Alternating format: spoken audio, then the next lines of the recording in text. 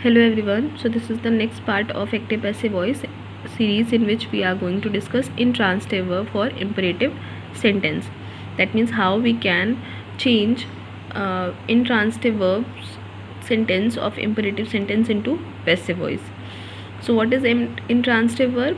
So all those verbs which do not need object to complete their meaning is called intransitive verb, यानी ऐसी कोई भी क्रिया जिसमें ऑब्जेक्ट की ज़रूरत नहीं होती है अपनी मीनिंग को कंप्लीट करने के लिए, उसे हम क्या कहते हैं? Intransitive verb. अब जैसा हम लोगों को पता है कि मोस्टली पैसिव वॉइस में ऑब्जेक्ट की ज़रूरत होती है, लेकिन मैंने स्टार्टिंग में ही बताया था कि पैसिव वॉइस में ऑब्जेक्ट उतना इम्पॉर्टेंट नहीं होता है। हम चेंज क्या करते हैं? बी वर्ब और वर्ब की थर्ड फॉर्म। तो जो चेंजेस होते हैं वो केवल बी वर्ब और वर्ब की थर्ड फॉर्म में होते हैं। ऑब्जेक्ट हमारा उतना मैटर नहीं करता है। हम बिना ऑब्जेक्ट के भी हमने जो स्पेशल रूल्स थे उसमें बहुत सारे ऐसे रूल्स थे जिसमें ऑब्जेक्ट का यूज़ नहीं किया था। सो अब यहाँ पे जैसे यहाँ लिखा हुआ एग्जांपल इंट्रांसिटिव वर्ब का, ही लाफ्स, वह हंसता है। अब जब हमने ये सेंटेंस बोला ही लाफ्स, तो हमारे दिमाग में कोई और क्वेश्चन नहीं आया कि आगे ये सेंटेंस जो है कंप्लीट होना चाहिए, या व्हाट से हमारे दिमाग में कोई क्वेश्चन नहीं आया। तो ये क्या है? ये ऐसी वर्ब है जो अपनी मीनिंग को खुद से कंप्लीट कर ले रही है, इसे किसी ऑब्जेक्ट की ज़रूरत नहीं है। नेक्स्ट है जैसे ही स्लीप्स। अगेन इसमें भी वही चीज़ है कि वह सोता है। तो अब यहाँ पे भी ऐसा नहीं लग रहा है कि सेंटेंस हमारा इनकम्प्लीट है या आगे हमें किसी वर्ड की ज़रूरत है इसको कंप्लीट करने के लिए, राइट।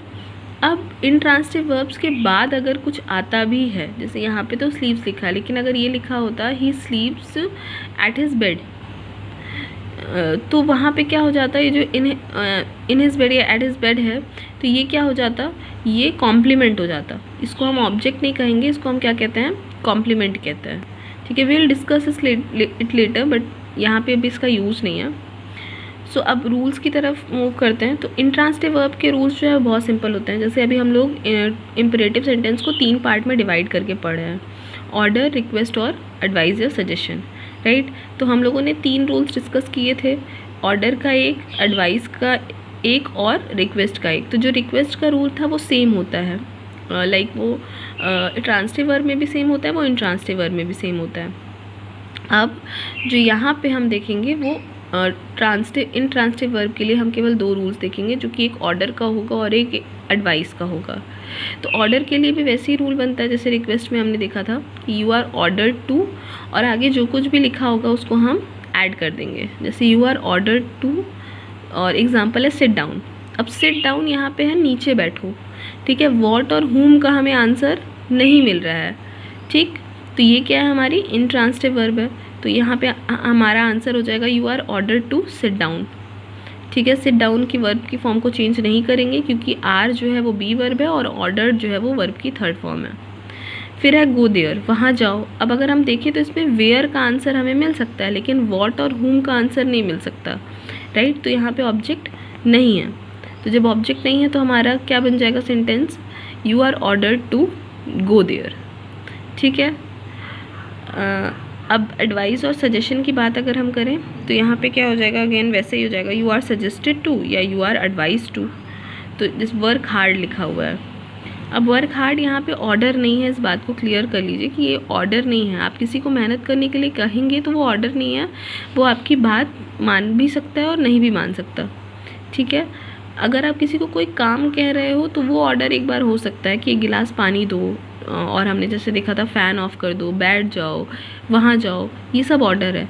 वर्क हार्ड ऑर्डर नहीं है क्योंकि वो हम सजेस्ट कर रहे हैं, हम एडवाइस कर रहे हैं। और एडवाइस और सजेस्ट में जो डिफरेंस था वो भी बताया था कि सजेशन जो है वो हम अपने से बड़े लोगों को देते हैं और एडवाइस जो है अपने से छोटे लोगों को देते हैं। तो यहाँ पे वर्क हार्ड लिखा हुआ है, तो इसका आंसर क्या हो जाएगा? अगर ये सजेशन है तो हो जाएगा you are suggested to work hard, और अगर ये एडवाइस है तो क्या हो जाएगा? You are advise to work hard. अब ये डिपेंड करता है सिचुएशन के ऊपर कि सिचुएशन कैसी है। सेंटेंस में लिखा नहीं होगा कभी भी इस तरह का, तो आप चाहो तो आप स्लैश लगा के यूज़ कर सकते हो दोनों। जैसे ऊपर रूल में लिखा है सजेस्टेड और टू या एडवाइस टू, वैसे ही हम सेंटेंस के लिए यूज़ कर सकते हैं। सो यहाँ पे जो इम्परेटिव सेंटेंस के बेसिक्स थे वो ख़त्म हो गए हैं। अब हम लोग लेट का रूल इसमें पढ़ेंगे और वो लास्ट होगा। उसके बाद से एक्सक्लामेटरी और ऑप्टेटिव सेंटेंस के पैसिव वॉइस हम नहीं पढ़ेंगे क्योंकि वो एग्ज़ाम में नहीं आता है। तो हमारा एक्टिव पैसिव वॉइस का रूल जो है वो कंप्लीट हो जाएगा with the case of let. ठीक है, तो अगर कोई भी प्रॉब्लम हो तो आप पूछ सकते हो।